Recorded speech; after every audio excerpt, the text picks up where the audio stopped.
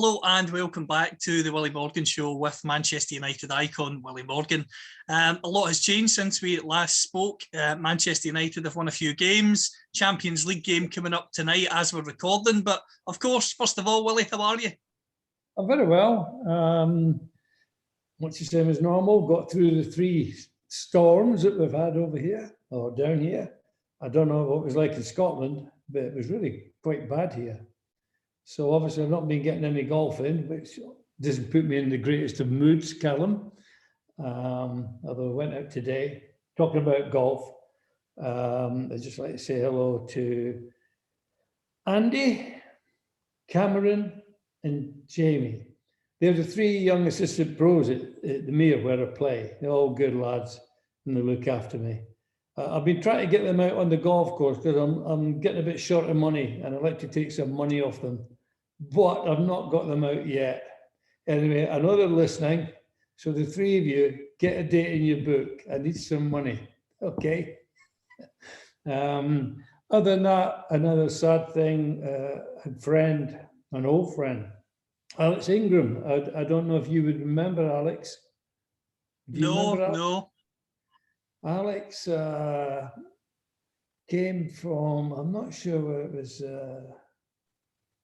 Hearts or Hibs. He was centre forward, Scottish obviously, and came to England. We were Nottingham Forest for a while, and then back to Scotland. He had a garage up in there. Anyway, sadly, Alex has passed away. He was a good player, a good centre forward, and a good guy. I played 2-3 rounds of golf up at Troon with him and at Turnberry, and good golfer. Anyway, Alex has sadly passed away, so obviously commiserations to all his family. Other than that, no, things are fine. As good as it can be anyway. As you say, it's been a strange time with the storms and everything that comes with that. And you've mentioned the fact you've not been playing a lot of golf. You must be desperate for some nicer weather to get back on that golf course. Well, no, when we went out today, it wasn't that nice. It was very chilly. It's supposed to be nice today. Anyway, we played 7 holes and came off, and then I'm going to see what the weather's like tomorrow. And obviously, like everyone, looking forward to some sunshine, to play golf in the sunshine. In fact, my pal, which doesn't help either, Goods Ahmed, who I've mentioned many times, who I play, most of my rounds of golf at Mere with. Goods plays off 2. He's a good golfer. Anyway, he's off to the Bahamas playing golf. So that didn't cheer me up, I must say. Good. I hope you have a good time there and don't lose too many balls. So, what a place to go, especially given the weather. But if we talk about Manchester United first, Willie, it's an interesting time at the moment. United, of course, set to play Atletico Madrid tonight in the Champions League knockout phase. But before we talk about that competition, they beat Leeds United 4-2 at the weekend. And as a former United legend, you know yourself, those games against Leeds were always quite dirty games, and that game at the weekend was a throwback. Tackles flying in. McTominay put a picture up. I think he had to get a few stitches. He got a bad one left on his ankle. So it was a throwback from years ago. Of all the teams, including Liverpool, Leeds were the worst. They were the dirtiest team in British football.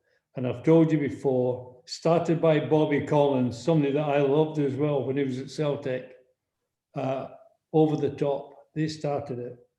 And even at Burnley, that was a derby. Not Man United, but Leeds. They hated us, we hated them. And then, of course, when I came to Man U, I thought, well, it might be a little bit better. Just exactly the same. They hate Manchester United. The supporters are awful. Hope you're listening, any of you. Hope you're listening. And I nearly went there, by the way. Obviously, I was going to go Don Revie. I nearly went to Leeds. But no, it's always, I don't know why, it's always bad. I watched a game on at the weekend. I'll tell you what, they're in desperate trouble, Leeds. They don't have a professional player on the books. They all looked like amateurs. They were awful, awful. And obviously a great result in the end. I mean, we weren't great. I've got to be honest. We so disjointed, but we're certainly better than them. And it's a great result, you know, back up into fourth. And it looks like obviously we'll qualify, hopefully for Europe again next year now. But it was the lesser of two evils.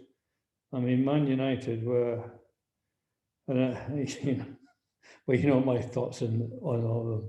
But Maguire, well, yeah, he scored a goal. It's about all he did. He's awful.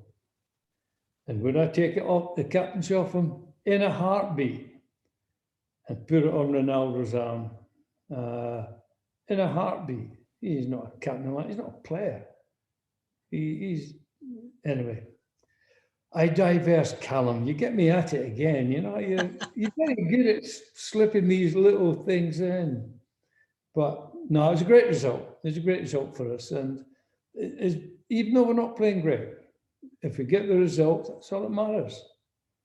It is all that matters. So see how we go tonight. I hope we get a result there tonight. Absolutely. And before we talk about tonight, I want to just get your opinion on Elland Road, because you talked about playing against Leeds. Elland Road is a ground, when you look at Old Trafford, you look at Anfield, you look at Stamford Bridge, all these grounds have gradually improved over the years, whereas Elland Road still looks the way it did about 30 or 40 years ago. What are your memories of playing there? I had great memories playing there. As I said, you know, Don Revie tried to sign me. I mean, when I first started playing against Leeds, the left back was called Willie Bell. And big rough old, as they all were in those days, they were all big rough old lads who wanted to kick you in the stand. But they didn't go over the top. That hadn't been invented yet. Bobby Collins hadn't joined them yet. And they were, you know, they were easy. I used to destroy them. And we had all great results against Leeds. Most of the time was with Burnley, obviously in the early years, from 63 through to 68. But the number of times that the referee stopped the game and said, if it doesn't stop, I'm going to abandon the game. Take both teams because they were vicious, and they were. But, you know, the lads in our team could give out as much as they could take, they gave it out as well. So, but going and playing there, it didn't faze me at all. They got a little bit better when Terry Cooper went, well, he was a failed left winger, Terry, but went to left back and did a great job. You know, he was a nice player, one of the good fullbacks. So, but overall, Leeds, they're not my cup of tea, Pip. I'm glad I didn't go, by the way. Well, I think every single Manchester United fan is glad that you didn't pull on the Leeds jersey, or Liverpool or City, all teams that came in for you, I believe, in your career. Yeah, well, you know, I was fortunate, obviously, at different times. When I was 18, when I was 20, 22, and when I was 15, I had the chance to go to all the teams. So I think I ended up United obviously is the pinnacle of anyone's career. It's fantastic. But Burnley were great. My time at Bolton was fantastic. Ian Greaves and the Warburtons, Derek and George, the two Warbies that owned Bolton at the time. They were all nice people, you know. And even Blackpool, Ken Chadwick, who was the chairman, he was lovely. It was lovely. I just never forgive Bolly for making me go there. He convinced me it was a great idea. And wherever you are, Bolly, I know that I'll meet you one day. But no, they were the clubs themselves were great. I have no regrets of not going anywhere. Maybe Real Madrid, maybe Real Madrid. When I was like 16, 17, when they said they would like to sign me. Even though I didn't know where Spain was. I didn't know it was a country. Where's Spain? No, I wouldn't change anything. It's all been good, obviously. It's all been good. You mentioned the fact that earlier you hope United get a result tonight. Completely agree with you. In terms of European football, does it differ to club football in England at all? Is it a different style? Did you find it trickier or easier? You didn't even think about it. You know, I started playing in Europe with Burnley. I think it was a Europa Cup back then, it was called. It's a long time ago. No, I loved it. I loved going abroad and playing abroad. It was great. The only thing that when I joined Man U, we went to semi-finals after the one European Cup, and we played AC Milan. The first leg being there, and then second leg at Old Trafford. And as history knows, we were robbed. No doubt the referee had been paid off. So, but back then, though, the Italians were dirty. I think they all used to go to Ellen Road to take lessons, but they were. But you didn't think like that. You just went out and played. It didn't matter where you were. Once you go on the pitch, it's 11 against 11, and all I've got is a big ugly left back to beat. So it was never a problem. And in terms of this competition, I mean, it just gets me into a question straight away. A question from Johnny Red at the Gaffer on Twitter.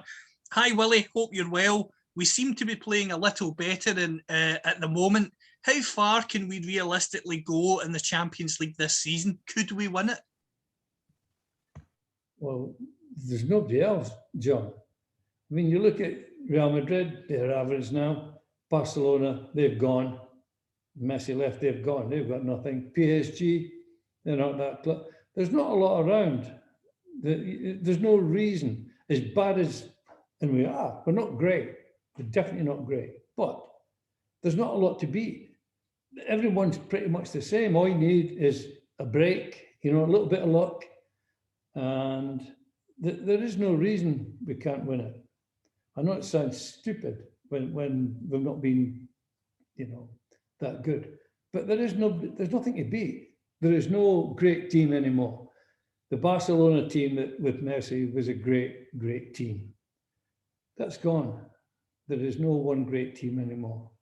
So yeah, we can only keep our fingers crossed. I think we'll get a result tonight. Having the win on Saturday there, or Sunday, and the win on Sunday at Leeds, that will give them confidence, and they'll go there full of confidence. All we need is a draw. Bring them back here. And they're not great. I'd like to go Madrid. They're not great at all.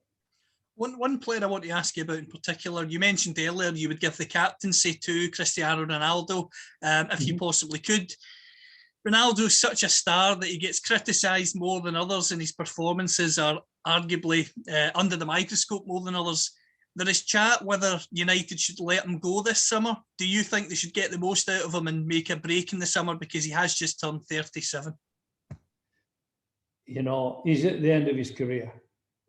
That's not in question. He's at the end of his career, but he's still a great finisher, even at that age. But he needs other people to create chances for him. In saying that, and as much as I love Pogba, he did. He created. I mean, Stevie Wonder would have knocked it in, and Ronaldo missed it. But that's rare, though. It's rare, and he saved us so many times. He's a goal scorer. That's what he's a natural goal scorer. I think he'll go at the end of the season anyway. I think he'll look for one more payday, and as we know, PS. That's my phone, by the way. Yeah, and I can't answer. I'll just let it ring out. Hang on. There we go. No idea who it is. A very popular man, and that's something that that shows us. It only rings once a year. So it's gone now. Yeah, give Ronaldo. I don't think Ronaldo's going to be long enough to take over as captain. But Maguire is certainly not a captain. I'd give it to McTominay. That's who I'd make captain. You know, the lad, he works hard, he puts his foot in. I admire him. And I've said before, he's not the greatest player in the world, but a great part of your team. He'd be in my team every time. Picking a team at Man United, he'd be the first name on the team sheet. So, and that's what you want, someone like him that sets an example.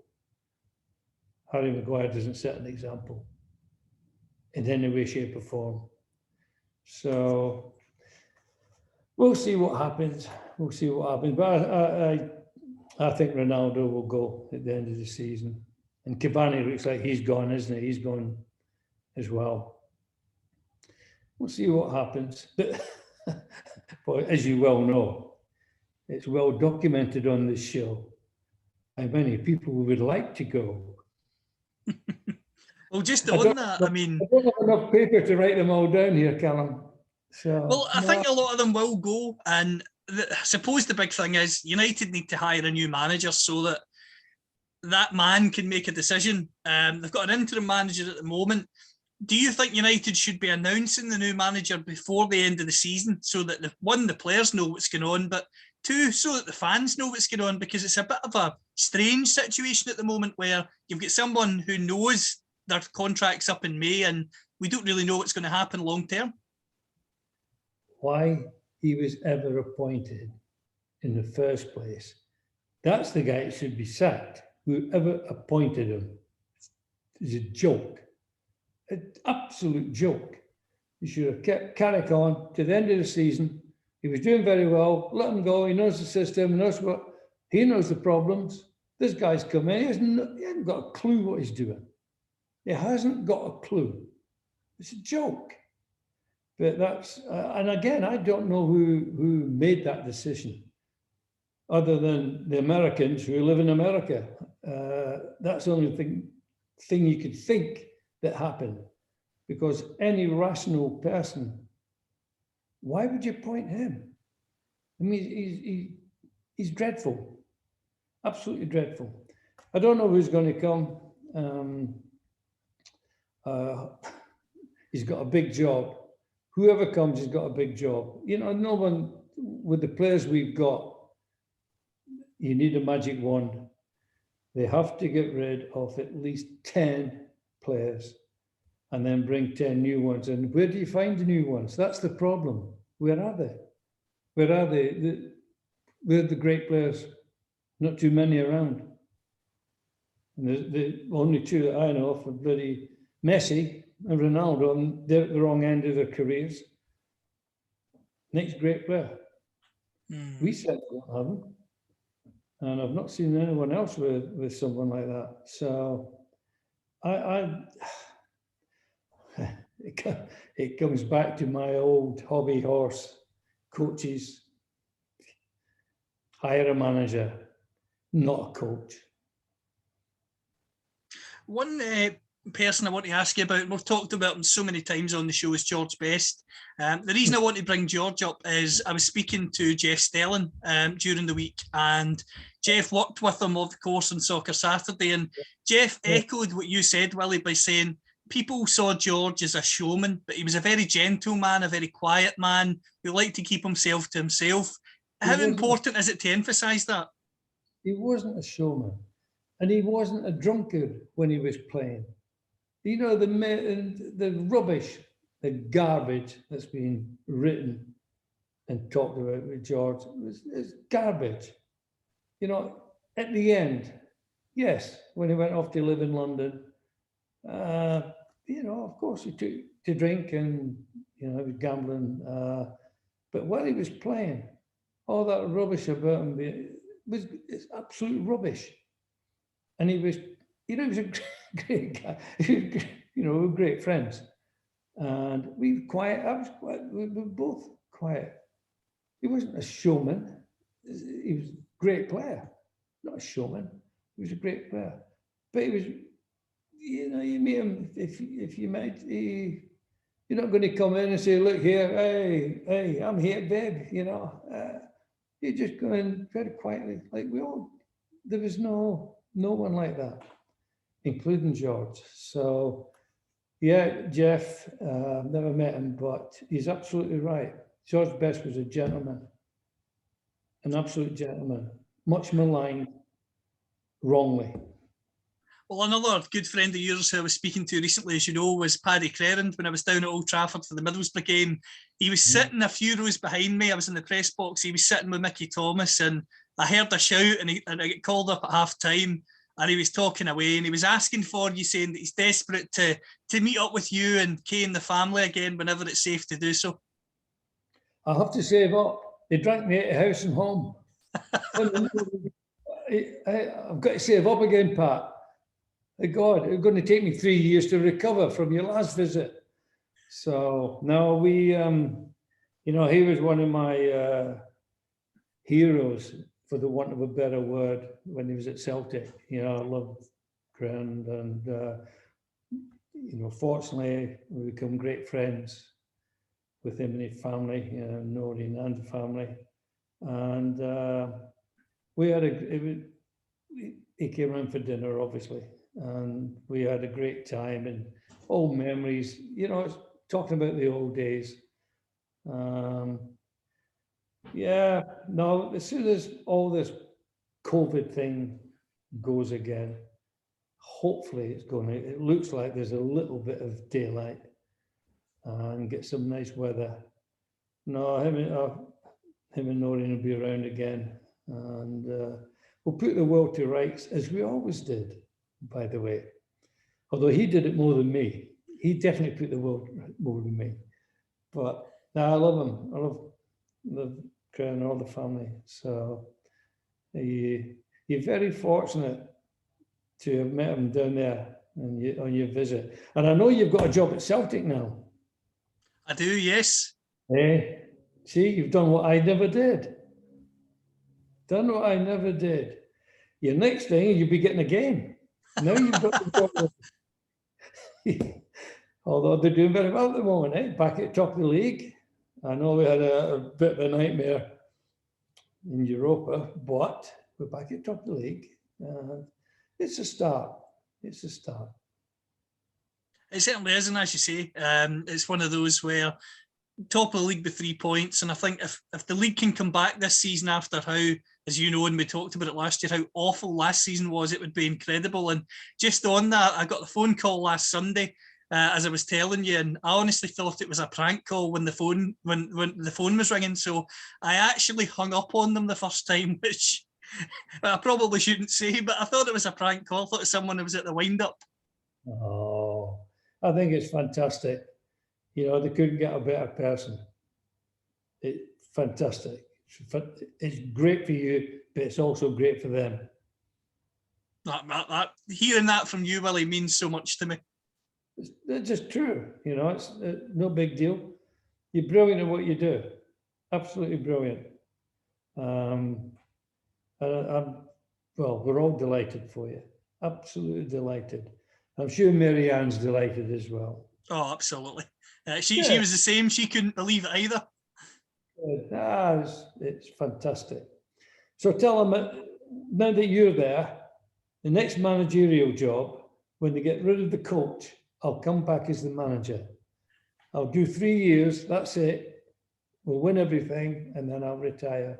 So you can tell them that when you go next week, or next time you go, just tell them, I'm available for 3 years, but as a manager, not a coach. I think that sounds good. I think we'll need to get a job for Paddy as well, because I don't think he'd be too happy if we're in and he's not. Paddy will be my joint manager. He will be my joint manager. We'll do it together. You know, one of the sad things that he's lost to the game. I know he did a little bit right, but it was the wrong place, wrong time. But he'd been a great manager. He'd been the next Matt Busby. Anyway, we diverse at the moment. So nevertheless, as I've told you, I'm saving up to invite the Crowns round again. Well, fingers crossed that can be soon. We've got another question from one Scotsman to another. This time it's from Michael Kieran's, big fan of the show, big fan of yours, of course, Willie. He wants to know what your memories are of playing against Billy Bremner, or as he called them, Dirty Wee Billy. That's Michael's words. You know, Billy came Stirling. You know, he came from Stirling, so just up the road from me. And when we were playing against, I never actually played against, because obviously he was a right half. Michael, if you remember what a right half was, a right half and a left half. Billy was right half, and Norman Bite Your Legs Hunter was left half. And I said then they had Willie Bell back then, left back. They were all animals. I mean, the nicest one was Paul Reaney, the right back. He wasn't dirty, he was a good player though. Bestie hated playing against him.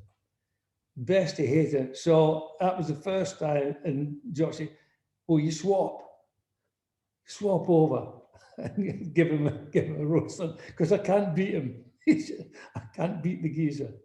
He was quick. He was unusual because most of the fullbacks were slow, and Paul Dini was quick and very good. Anyway, so I used to go over and give Paul a little bit of a pasting for George, and then send George back over after I'd softened him up for him. Send him back over. But Billy, I've told you, they were dirty. And they were dirty because they went over the top, which was something that wasn't in football at that time. In the early 60s, over the top was unheard of. No one left the studs there as you were kicking through the ball. And Leeds, they were past masters. Not just Billy, Johnny Giles when he went there, even another one. Norman Hunter wasn't so much over the top. Norman used to just try to kick anything, it moved, you know. But again, they were all good lads. When I met up with Billy with Scotland, you know, we got on great. He was a super little player, great little player. And he was a good guy. They lived on Moggedons, sleeping pills called Moggedons. And Leeds used to give them out like Smarties. All the Leeds players used to take Moggedons before a match to sleep. But Billy would take them and have a drink then, and then he'd be all the place. When he was with Scotland, they said, "What's wrong with you?" Get to bed. But he was off the pitch, great guy. On the pitch, yes, a nasty little man on the pitch. But off the pitch, a nice guy. Another question we've got is from Trevor. Willie, have you kept any mementos from your playing career? Oh, Trevor, you know, I've got a few bits. My daughter has got more than me. She's got some bit. I gave most of my stuff away, sadly. You know, when you play, you don't think like that. I mean, I gave so much away. But I've got the odd, you know, bits and pieces. I've got one or two caps left. I've got I've got a couple of Scotland jerseys. I've got Brazil jersey left. The other ones have gone. But most of the stuff, I used to leave it at Socky. With my dad, everything I got, and whatever I had, I used to take home. And I went up to Socky. My dad used to put nails through the jerseys, nail them to the wall. And he'd give them away. You know, people would come to see him and say, "Oh, there you go, take that, leave, all right." So I don't have as much as I would like, Trevor. I tell you, I wish I had a lot more than I've got. Although I believe we've had word from the president of the SFA that they're striking the silver medal for playing over 25 games with Scotland. So I'm looking for, and I won't be giving that away, I can tell you. I won't be giving that away. So I'm looking forward to getting that sometime this year. So I thank the president of the SFA for organising that for me. So, and no doubt I will make an effort to make a trip up to Scotland to see the president and hopefully watch a match. Hopefully watch Scotland beat Brazil. Well, it'll be an amazing thing to see you back at Hampden Park. It would be incredible to see. Actually, I've told you, probably the greatest night in my career was when we qualified, when we beat Czechoslovakia at Hampden to qualify. It's of all the great and wonderful things that I was fortunate enough to have. That night was just unbelievable, and it include Billy Bremner as well. Billy was part of that. It was just a phenomenal night. Hampden has great memories for me. I was fortunate enough to be very popular with the Scottish support, and just great memories. So I look forward. The last time I was there, just years ago now, in the 80s. I came up with Rod Stewart for Scotland were playing England.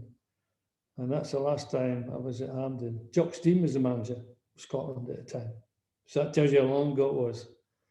And so, yeah, I'm looking forward to coming up. Our last question this week is from Ian. Lionel Messi has only scored 2 goals for Paris Saint-Germain in the league this season. Cristiano Ronaldo has yet to score 10 league goals for Manchester United. He's currently on 9. Are you sad to see 2 greats of the game start to slow down as they get older? I don't think they've slowed down. I think Ronaldo's as fit as he's ever been. He's very fit, keeps himself in great shape. I think it's the service. When he was at Real Madrid, he was getting fantastic service. That's why he scored so many goals. And the same with Lionel Messi. I mean, one man doesn't make a team. For me, he's the greatest player, along with Pele, the greatest player ever lived, Lionel Messi. But you need people around you. And without the right people around you, it's difficult. No matter who you are, it is difficult. I don't think Messi's lost anything. I just think he's the wrong team. That's all. I mean, Barcelona had gone. They had gone. I wish if Messi had come, his dream to United. Certainly, if he'd have gone to Man City, he'd be scoring 30, 40 goals a season at Man City. Because you've got the support, they create chance after chance after chance, and he's the best. He's just the best. So sad. I mean, there obviously comes a day when everyone succumbs to old age. I'm not looking at you, Callum. I'm looking at me. I don't think they're there yet. I just think that Ronaldo is in the wrong team. He's got no support, apart from that chance that Pogba, of all people, made for him. And it was brilliant. In fact, he did 2 nice things on Sunday. That chance he created, I know that Ronaldo didn't take it. And the little flick over the head where the guy came and flicked, fantastic. But the other 8 to 9 minutes, he was a ghost. Peter Brady. Now, you won't know who Peter Brady is. Do you know who Peter Brady is, Callum? I don't, I'm afraid. Peter Brady was the Invisible Man in the TV series, anyway. Yeah, he did a great impersonation of Peter Brady for the rest of the game. But he did create that great, I mean, Ronaldo should have scored, obviously, he should have scored. But no, you need people creating chances, and you need people around you that can play at your level. And neither Ronaldo or Messi has got that now. So we'll see how they go, Ian. We'll see how they go. Maybe those, Messi will come over here. Maybe. It'd be lovely to see him over here in British football. It would be, and as you say, we just never know. Before we go, of course, just thank you to all the listeners for your support. I've had a couple of questions asking if the show will continue. Obviously, with my new role, I absolutely will. I won't give up working with Willie for the world. I absolutely love doing this, and we will be staying on the airwaves, I can assure you. Well, and as always, it's just thank everyone for listening and the people who watch on YouTube. And keep safe, be happy, and as always, may you God go with you.